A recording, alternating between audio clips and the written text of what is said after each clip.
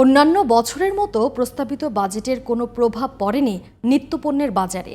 আগের দামে বিক্রি হচ্ছে সবজি, মাছ, মাংস সহ সব ধরনের পণ্য।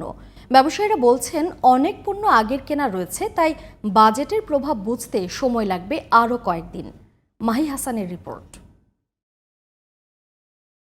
আগামী অর্থবছরে আমাদের সোমবার বিকেলে 2025-26 অর্থবছরের 7,90,000 কোটি টাকার বাজেট ঘোষণা করেন অর্থ উপদেষ্টা ডক্টর সালেউদ্দিন আহমেদ। এতে ভোক্তা স্বার্থ বিবেচনায় বেশ কিছু পণ্যের আয়কর, শুল্ক ও ভ্যাট কমানো হয়। ফলে এসব পণ্যের দাম কমার কথা থাকলেও এখনও তা বিক্রি হচ্ছে আগের দামেই। আলু, পেঁয়াজ, রসুন, ছোলা, মসুর ডাল, আদা, হলুদ এসব নিত্যপণ্যের দামে কর কমানো হলেও এর প্রভাব পড়েনি বাজারে। ক্রেতাদের অভিযোগ, বাজেটে দাম কমানো হলেও বিক্রেতারা দাম কমাতে নারাজ।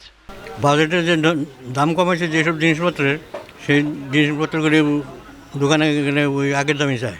দাম বাড়ার কথা শুনলে বাড়ার আগেই সব দাম বাড়ায় ফেলায়, আসলে যখন কমে তখন আর কমায় না। প্রস্তাবিত বাজেটে চিনি ও সয়াবিন তেলের উৎস করও কমানোর প্রস্তাব করা হয়, কিন্তু বাজারে পড়েনি এর প্রভাব। আমাদের কাছে আমরা মার্কেটে এখন আপাতত আগেরগুলাই আছে, বাট এখন তো আগেরগুলা যেহেতু আছে আগের দামে বিক্রি করতেছে। হয়তো বা কোম্পানি যদি আসে তাদের কতের উপরে বোঝা যাবে যে কতটুকু কমবে কিংবা কমাবো।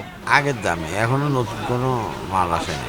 এদিকে শিশু খাদ্য, বিদেশি চকলেট ও কসমেটিক্সের শুল্ক বাড়ানো হলেও এখনো এর প্রভাব পড়েনি বাজারে। এখনো বাজেটে বাড়ে না, প্রভাবটা এখনো পড়ে নাই।